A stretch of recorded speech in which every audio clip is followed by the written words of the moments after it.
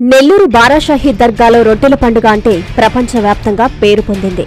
దేశ విదేశాల నుంచి ఇక్కడికి రొట్టెల పండుగ రోజున భక్తులు విచ్చేసి కోరికల రొట్టెలు పంచుకుంటుంటారు.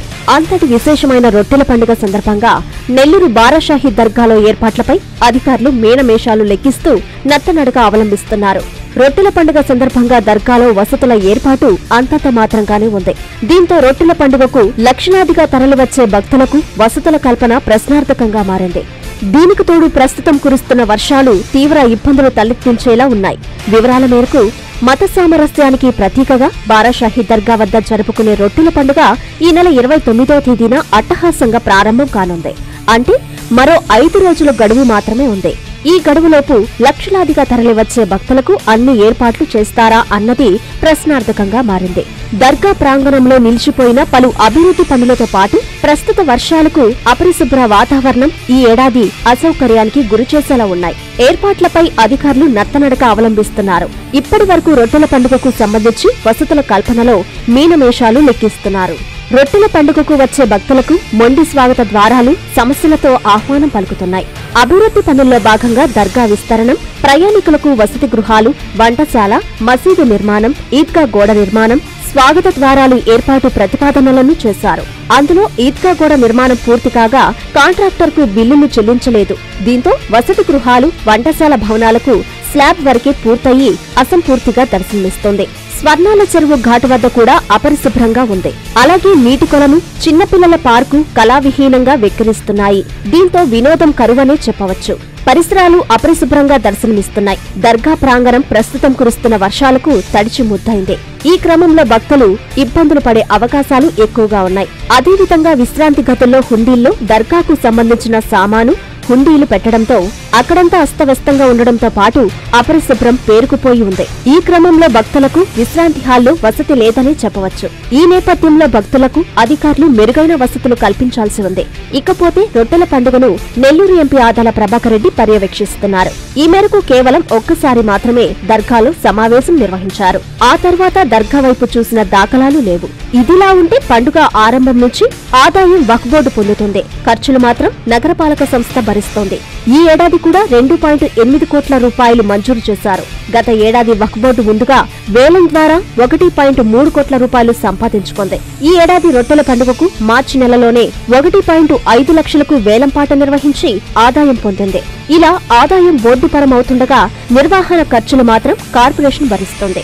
దీంతో సర్వత్రా విమర్శలు వినిపిస్తున్నాయి. పవిత్ర రొట్టెల పండుగకు ఏ లోటు లేకుండా అన్ని ఏర్పాట్లను చేపట్టాలని పలువురు కోరుతున్నారు.